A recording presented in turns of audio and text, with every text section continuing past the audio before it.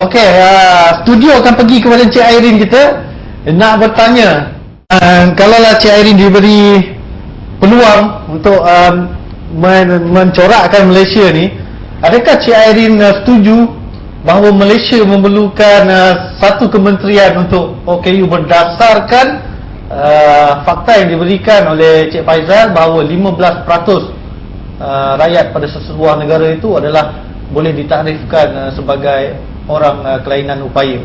Adakah setuju, adakah negara memerlukan kementerian khusus untuk orang kelainan upaya ni? Pada pendapat Cik Irene sendiri. Okey, bagi pendapat saya mungkin tak perlu. Cuma kita go through the NGO. Mungkin dia bawah macam Kementerian Kesihatan ke, dan dia NGO akan bring up the issue to the kesihatan, Kementerian Kesihatan. The most important thing is, saya rasa kita kena educate orang ramai how to take care.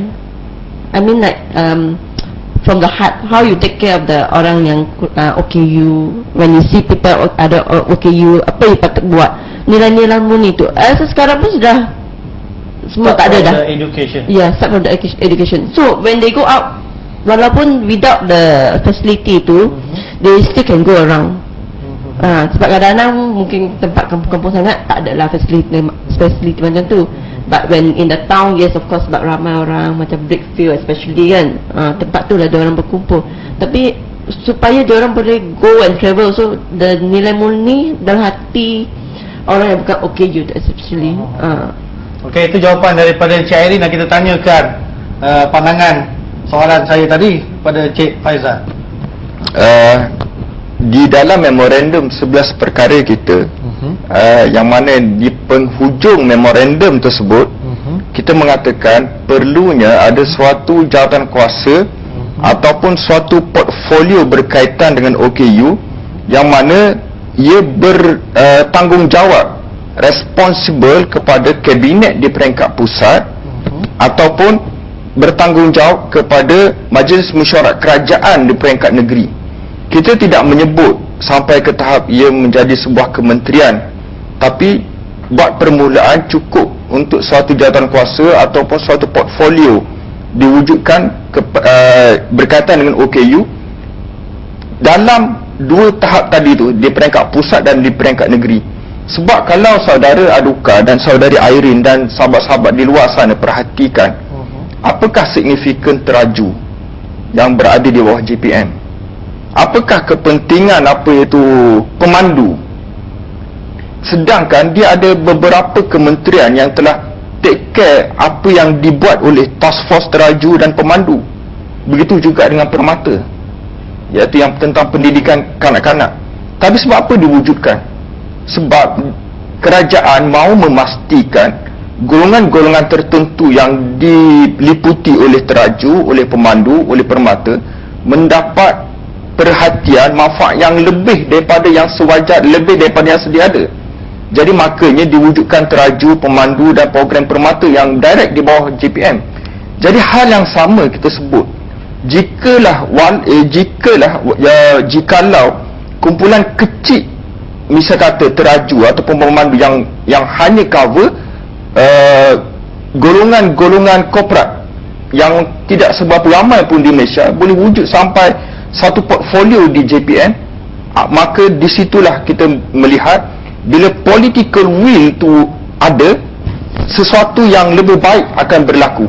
Jadi itu style di Malaysia. Di Malaysia ni style dia, isu akan turun dari atas ke bawah.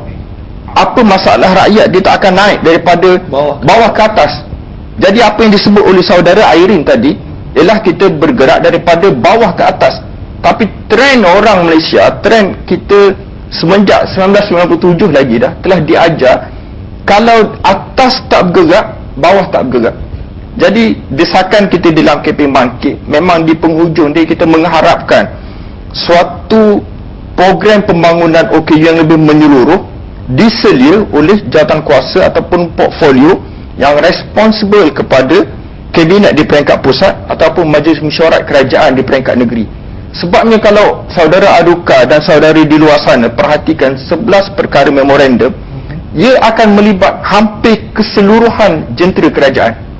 Jadi dia tidak mampu untuk dia dibawa oleh suatu jabatan yang seperti ada pada hari ini, suatu jabatan yang dinamai Jabatan Pembangunan OKU. Jabatan Pembangunan OKU ini diletak di bawah JKM. JKM pula berada di bawah Kementerian Pembangunan Wanita dan Keluarga dan Masyarakat. Jadi JPOK yang duduk di bawah JKM, duduk bawah KPWKM, dia nak menggesa kementerian-kementerian yang jauh lebih besar daripada dia untuk buat sesuatu kepada OKU. Dia akan menghadapi kerana birokrasi yang tak mudah.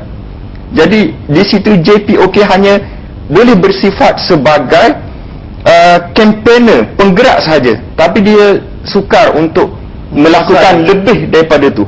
Jadi bila kita mendesak, bila adanya jawatan kuasa yang di peringkat lebih tinggi berkaitan dengan OKU, JPOK dia akan berfungsi seperti biasa. Dia akan berfungsi sebagai pelaksana dasar. Dia akan berfungsi sebagai pengagihan bisa kata bantuan dan sebagainya.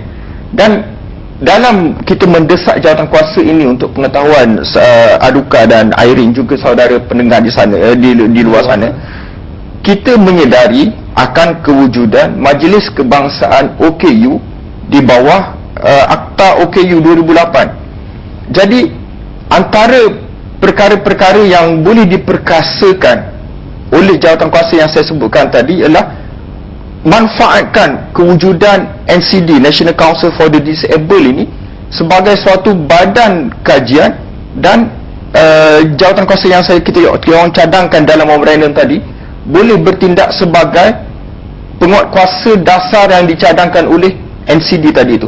Kalau kita perhatikan misal kata di dalam isu-isu pekerja, misal kata kita ada Jabatan Tenaga Kerja, kita ada Jabatan Keselamatan dan Kesihatan Pekerja, kita ada kemudian NIOSH, National mana majlis atau majlis yang ditubuhkan di bawah akta untuk mengkaji keperluan pekerja.